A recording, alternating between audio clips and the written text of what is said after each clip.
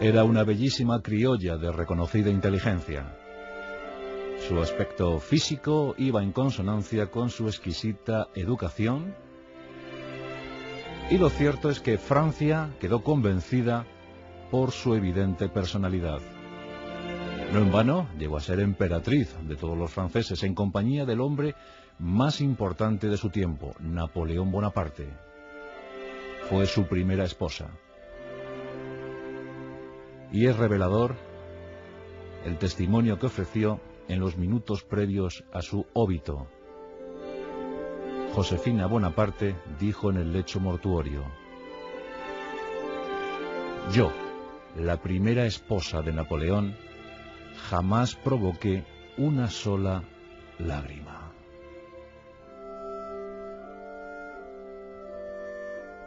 Y decía antes criolla porque en efecto era criolla. Había nacido en las colonias, había nacido en la Martinica francesa, en un paraje idílico. Fue el 23 de junio de 1763. Su verdadero nombre era Marie Joseph Rose Tacher de la Pallerie, aunque como ya decimos, conocida mundialmente como Josefina Bonaparte. Luego explicaremos por qué cambió lo de Josefa por Josefina. No fue ella en realidad, sino su esposo, Napoleón. Pues como os digo, nació en la Martinica, en un lugar llamado Les Trois-Îlets. Allí existía una plantación llena de esclavos que trabajaban para los señores, para los padres de Josefina. Y lo cierto es que tanto Josefina como su hermana Catherine de Sigue, que era su confidente, su amiga leal, su alma mater, su alter ego, bueno, pues los hijos de esta familia pues recibieron la mejor de las educaciones posible en colonias. Una institución muy esmerada, la que se procuraba a los hijos de estos terratenientes, siempre confiando en que algún día podrían ir a la metrópoli, podrían ir a París, y allí deslumbrar a propios y extraños. En consecuencia, Josefa recibió muy buena instrucción, pero también, hay que decirlo, vivió acompañada por los rituales, por las historias, por las leyendas que relataban los viejos negros que vivían en la plantación.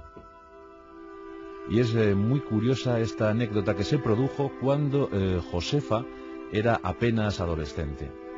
Dice el relato que la niña, muy influida por una vieja hechicera, se acercó a ella para pedir consejo, para intentar intuir su futuro, y solicitó que la bruja pues efectuara un augurio.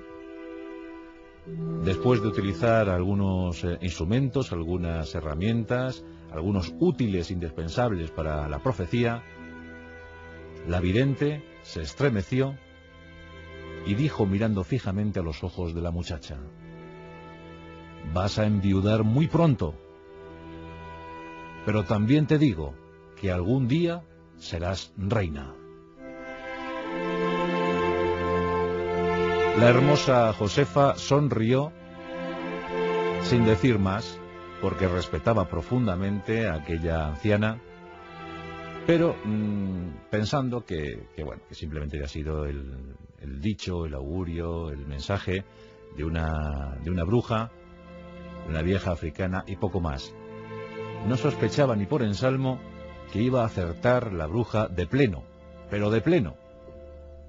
Se cumplió ese augurio. Y fue una vida triste en principio, porque tenemos que los padres de Josefa habían prometido a su hermana mayor, a Catherine de Sigue, con el vizconde de Beauharnais. Alexandre Beauharnais era hijo del gobernador de la Martinica y desde luego era un gran partido, de lo mejorcito que se podía esperar en aquellos tiempos. Y habían prometido a su hija Catherine a Alexandre, pero el 16 de octubre de 1777 se produjo una desgracia. Y es que Catherine de Sigue murió en fatales circunstancias. falleció a escasísima edad. Los padres soportaron el dolor, pudieron apaciguar su pena porque aún quedaba Josefa. Y en consecuencia Josefa no heredó nada más que el compromiso matrimonial con Alexandre Beauharnais. Alexandre, un hombre fornido, un hombre además muy culto, militar, aceptó la sustitución. Había perdido a su primera comprometida, pero aceptaba recibir la mano de Josefina. No en vano se decía que Josefina era mucho más guapa que su hermana fallecida. Por tanto, se fijó la fecha para el enlace nupcial. Y este se produjo el 13 de diciembre de 1779. Por tanto, Josefina era todavía muy joven, tenía 16 años. Pero en compañía de su esposo, viajó por fin a la anhelada Francia. Por fin iba a prodigarse en multitud de fiestas, de convocatorias sociales, de reuniones de alto copete. Por fin iba a codearse con la más rancia aristocracia gala. Había llegado el momento para que Josefa entrara en sociedad. Tuvieron dos hijos, Eugène y Hortense. Dos chicos que llegaron muy lejos. Incluso su hija Hortense llegó a entroncarse con los linajes dinásticos, los linajes monárquicos de la vieja Europa. Todo sucedió por mor del destino, por mor de los acontecimientos. Pero en estos años 80 del siglo XVIII, lo cierto es que Josefa, o Rose, como la llamaban sus íntimos, fue feliz. Absolutamente feliz. Se puede concretar que Rose estaba en su salsa. Y mientras tanto, Francia veía llegar los acontecimientos, las circunstancias imparables de una revolución popular. Una revolución que había adquirido los tintes de aquella protagonizada por Oliver Cromwell en la Inglaterra del siglo anterior. Esta, desde luego, iba a ser muchísimo más sangrienta, pero absolutamente innovadora. Iba a marcar la pauta de Europa, incluso del mundo. Libertad, fraternidad, igualdad. Ese era el sentir de los franceses revolucionarios. 1789, 14 de julio. El pueblo de París toma la Bastilla. Nadie es capaz de intuir lo que está a punto de vivirse en Francia. Comienza la revolución, sí, pero también un reinado de terror. Durante años, la guillotina trabaja a un ritmo frenético. Y aquí se van a hacer muy populares, muy célebres personajes como Robespierre, que por cierto también acabaría siendo víctima de aquella guillotina. Mientras tanto, el vizconde de Beauharnais sigue aferrado a su casta militar y parece partidario de aquellos aires revolucionarios.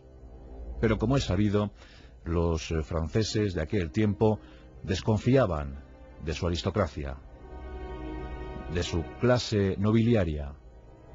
Había llegado el fin para Luis XVI, María Antonieta y miles de nobles que acabaron con sus huesos en el cadalso de la guillotina. Y como era de prever, también le llegó el turno a esta segunda división de la nobleza en la que estaba inscrito el vizconde de Beauharnais.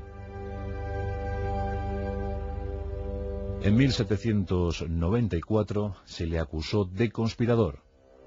En principio, todos los cargos giraban en torno a la escasa eficacia demostrada en la defensa de Mangé. Mangé, esta localidad, había sido tomada por el enemigo y la culpa de todo fue imputada al vizconde de Beauharnais. Un mes más tarde, la propia Rose, la propia Josefa, fue detenida, acusada de conspiración y de traición a la República.